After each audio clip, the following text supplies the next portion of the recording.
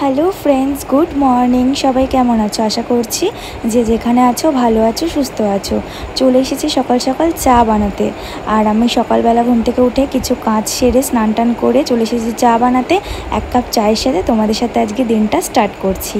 তো চা খেয়ে চলে আসবো রান্নাঘরে। এখন আমি ভাত বসিয়ে দিয়েছি, কিছু রান্নাবান্না করব, সেটাই তোমাদের সাথে শেয়ার করব আর কিছু গল্প করব। তো তেমনভাবে তো তোমাদের সাথে ভিডিও শেয়ার করা হয় না, তো ভাবলাম রান্নাবান্না করতে করতেই কিছু গল্প করা যাক তোমাদের সাথে। বাকি সময় তো অতটা সময় হয়ে ওঠে না কথা বলার জন্য, তো এই সময়টা হাতছাড়া করা যায় না। তাই রান্না করতে করতে তোমাদের সাথে গল্প করতে বেশ ভালোই লাগবে। রান্নাটাও কমপ্লিট হয়ে যাবে আর বেশ গল্প করেও টাইম পাস হয়ে যাবে। তো দেখেছো, তোমাদের সাথে কথা বলতে বলতে পটল ভাজা করাটাও আমার কমপ্লিট হয়ে গেল। তো প্রথমে আমি ভাতটা করে নিয়েছি আর তার সাথে পটল ভাজা করে নিলাম। আর এখন আমি বসিয়ে দেব আলু করলা পেঁয়াজ দিয়ে ভাজাটা। তো এটা ভাজা করতে করতে তোমাদের সাথে একটু কথা বলে নিই। তো তোমরা কে কে আমার ভিডিও কোথা থেকে দেখছো সেই কমেন্টটা অবশ্যই করে আমাকে জানাবে।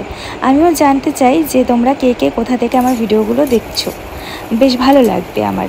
তো এই যে দেখতে পাচ্ছ, আমার আলু করলা ভাজাটাও কমপ্লিট হয়ে গেছে। আর এখন আমি মাছটাকে ধুয়ে নিয়েছি, এটা হচ্ছে পাবদা মাছ। তো মাছটার মধ্যে আমি একটু সর্ষের তেল, হলুদ আর লবণ দিয়ে মাখিয়ে নিলাম। আর এখন কড়াইতে একটু তেল দিয়ে দিলাম। তো এখন মাছগুলো ভেজে নেব। এই যে একটা একটা করে মাছ আমি ছেড়ে দিচ্ছি। তো এখানে আমি 5টা মতন মাছ দিয়ে দিয়েছি ভাজতে। এবারে দেখতে পাচ্ছ মাছ ভাজাটা আমার কমপ্লিট হয়ে গেছে। তো মাছ ভাজাটা কমপ্লিট হয়ে যাওয়ার পর এখন কড়াইতে কালো জিরে আর কাঁচা লঙ্কা ফোড়ন দিয়ে দিয়েছি। এবারে কিছু টমেটো দিয়ে দিলাম। তো এটা আমি সর্ষে বাটা দিয়ে, মানে সর্ষে পোস্ত বাটা দিয়ে মাছটা আজকে রান্না করব। তো আমি খুব একটা পাবদা মাছ ভালোবাসি না, শুধু পাবদা মাছ কেন, আমি ইলিশ মাছও খুব একটা পছন্দ করি না। আর সর্ষে বাটা তো আমি আরোই পছন্দ করি না খুব একটা।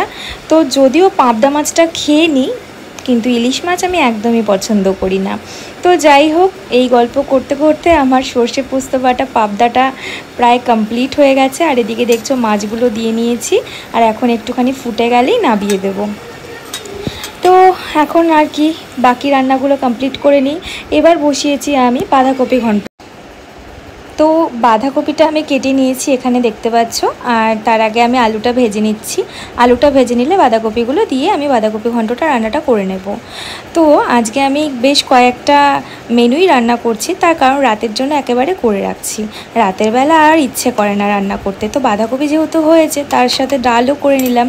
তো রাতে আমাদের বাঁধাকপি আর ডাল দিয়ে হয়ে যাবে। তো যাই হোক, গুড ইভিনিং। আবার বিকেলবেলা চা খেতে চলে এসেছি। সারাদিন তোমাদের সাথে আর কোনো কথা হয়নি, রান্নাবান্না করে কিছু কাজ করে আমি খাবার দাবার খেয়ে ঘুমিয়ে পড়েছিলাম। তো এখন চলে এসেছি চা নিয়ে। তো চা খেয়ে ভিডিওটা শেষ করব। ভালো লাগলে অবশ্যই like, comment, share and subscribe করে দিও।